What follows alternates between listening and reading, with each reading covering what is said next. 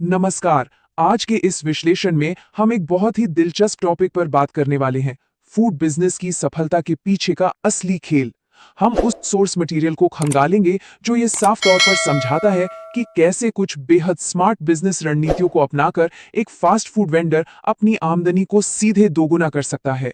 बात सिर्फ अच्छी रेसिपी की नहीं है, बल्कि उस पूरे सिस्टम की है जो एक छोटे से ठेले को भी एक भारी मुनाफे वाली मशीन में बदल देता है। अब देखिए, मुनाफे का सबसे बुनियादी नियम सोर्स में बिल्कुल साफ शब्दों में बताया गया है।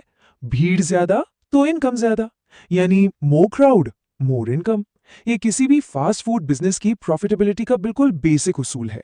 अगर आपके पास ग्राहकों की भीड़ नहीं है, तो चाहे डिश कितनी भी स्वादिष्ट क्यों ना हो, बड़ा मुनाफा कमाना लगभग नामुमकिन हो जाता है। तो इस पूरी स्ट्रैटेजी को डिकोड करने के लिए चलिए एक मास्टर क्लास ब्लूप्रिंट पर नजर डालते हैं।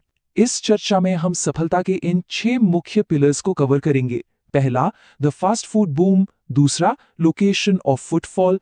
तीसरा, लोकल फ्लेवर्स। चौथा, कॉम्बोज और क्रॉस सेलिंग। पांचवा, हाइजीन और कस्टमर ट्रस्ट। और आखिर में सोशल मीडिया।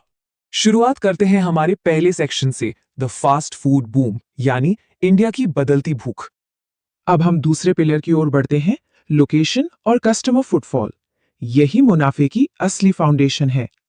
और ये टेबल इस बात को बहुत ही शानदार तरीके से समझाती है। सोच कर देखिए, अगर कोई स्टॉल ऐसी जगह पर है जहां दिन भर में सिर्फ 30 से 50 ग्राहक आते हैं, तो जाहिर है उबला हुआ पास्ता या कटी हुई सब्जियों जैसी इन्वेंट्री बेकार हो जाएगी और प्रॉफिट मार्जिन गिर जाएगा।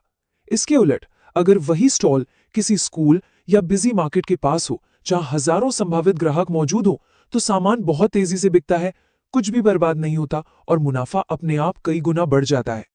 चलिए तीसरे सेक्शन पर आते हैं, जो सीधे प्रोडक्ट के बारे में बात करता है, लोकल फ्लेवर्स और मेन्यू, यानी अपने रीजन के साथ एक कनेक्शन बिल्ड करना।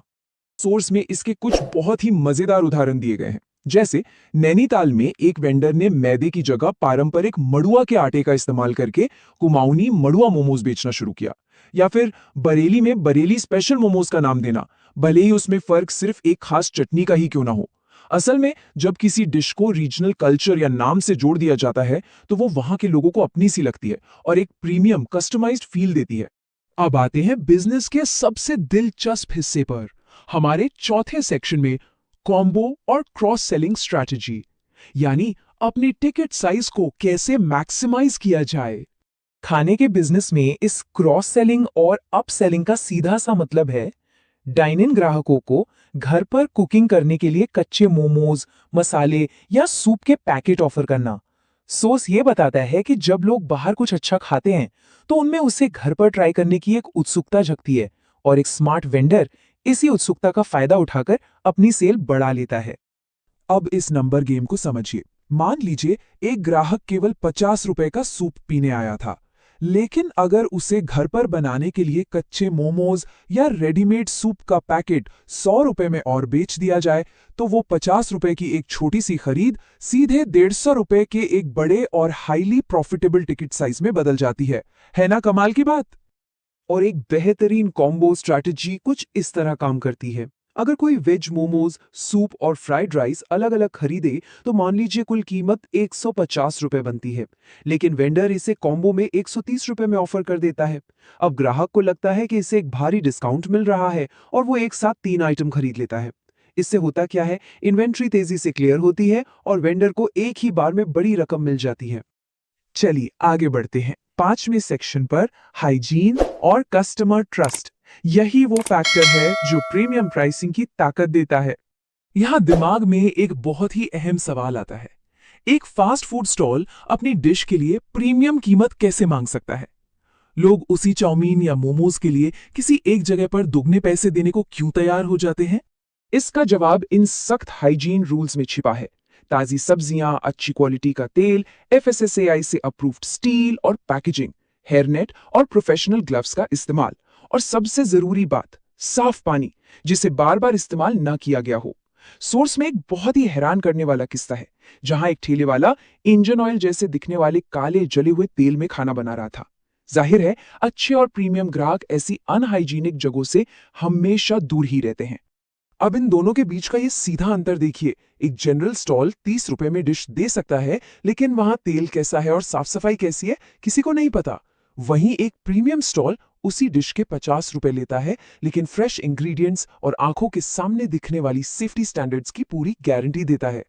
सोर्स में एक बहुत ही इंपैक्टफुल नियम बताया गया है। अगर आप वो खाना अपने बच्चे को नहीं खिला सकते तो उसे दूसरों को भी मत बेचिए। जब बात हेल्थ की आती है तो ग्राहक उस भरोसे के लिए खुशी खुशी प्रीमियम कीमत चुकाते हैं। और अब हमारा छठा और आखिरी section, social media for explosive growth, यानी अपनी विजिबिलिटी को नेक्स्ट लेवल पर स्केल करना। फुटफॉल में आए इस जबरदस्त उछाल को देखिए। एक स्टॉल पर किसी फूड व्लॉगर के आने से पहले और बाद का अंतर बिल्कुल हैरान करने वाला होता है। अगर 50,000 फॉलोअर्स वाले किसी लोकल फूड ब्लॉगर को स्टॉल पर बुलाया जाए और वो एक वीडियो पोस्ट कर दे, तो एक साधारण सी नुक्कड़ की दुकान भी रातों रात पूरे शहर में एक सेंसेशन बन सकती है। ये आज के डिजिटल लेवरेज का सबसे पावरफुल रूप है। सोर्स में जिन वायरल सक्सेस स्टोरीज का जिक्र है वो तो सबने सुनी ही होंगी। डॉली चाय वाला, वड़ा पाव गर्ल और MBA चाय वाला। शुरुआत में इनकी सिर्फ एक छोटी सी टपरी या स्टॉल ही हुआ करता था, लेकिन इन्होंने फूड व्लॉगर्स और सोशल मीडिया की ताकत का पूरा फायदा उठाया।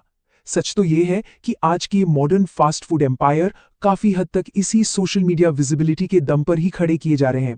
तो इस पूरे विश्लेषण के बाद यह सवाल काफी कुछ सोचने पर मजबूर कर देता है।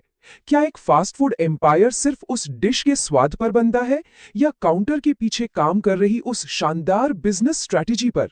सोर्स से ये बात बिल्कुल साफ हो जाती है कि फूड बिजनेस में सफलता की रेसिपी सिर्फ किचन के अंदर तक सीमित नहीं है, बल्कि ये सही लोकेशन, ग्राहकों का भरोसा, स्मार्ट सेलिंग और डिजिटल मार्केटिंग का एक परफेक्ट मिक्स है। इसी अहम विचार के साथ सोर्स मटेरियल का हमारा ये विश्लेषण यहीं समाप्त होता है।